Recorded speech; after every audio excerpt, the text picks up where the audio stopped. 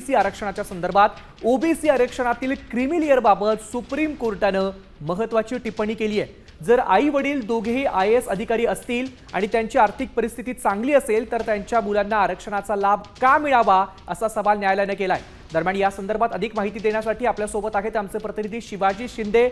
Shivaji sir, आपण बघतोय की एक नवीन टिप्पणी आता न्यायालयाने उपस्थित केली आहे, काय अधिकची माहिती आहे? नक्कीच ओबीसी आरक्षणावरती सुप्रीम कोर्टाने आज सुनावणी करताना एक महत्त्वाचं निरीक्षण नोंदवलेलं आहे। एक टिप्पणी आहे, हा कुठलाही निर्णय नाही। सुरुवातीलाच आपण हे स्पष्ट करूया की हा निर्णय नाही आहे, हा एक टिप्पणी आहे आणि एक निरीक्षण आहे।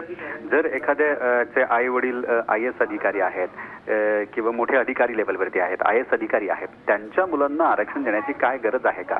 ते एवढ्या चांगल्या नोकरीमध्ये असतात, त्यांचं इन्कम चांगलं मोठ्या प्रमाणावर असतं, अशा परिस्थितीमध्ये त्यांच्या मुलांना आरक्षणाची गरज आहे का असा प्रश्न न्यायालयाने उपस्थित केला।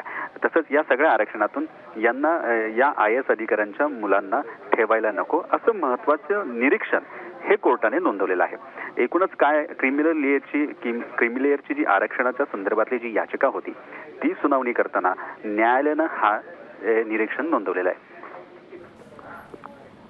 नक्कीच धन्यवाद दिलेल्या या महत्त्वपूर्ण माहितीसाठी।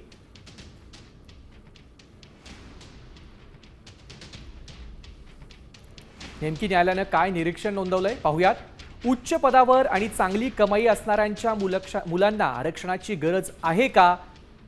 शिक्षण आणि आर्थिक शक्तीमुळे सामाजिक दर्जा सुधारतो। आर्थिक सक्षम असलेल्या मागासवर्गीयांना आरक्षणातून EWS केवळ मागासवर्गीयांसाठी आहे असं सुप्रीम कोर्टानं निरीक्षण नोंदवलंय। क्रीमी लेअरमध्ये सामाजिक आणि आर्थिक दोन्ही बाजूंचा विचार करायला हवा असं देखील सुप्रीम कोर्टानं टिप्पणी करताना म्हटलंय।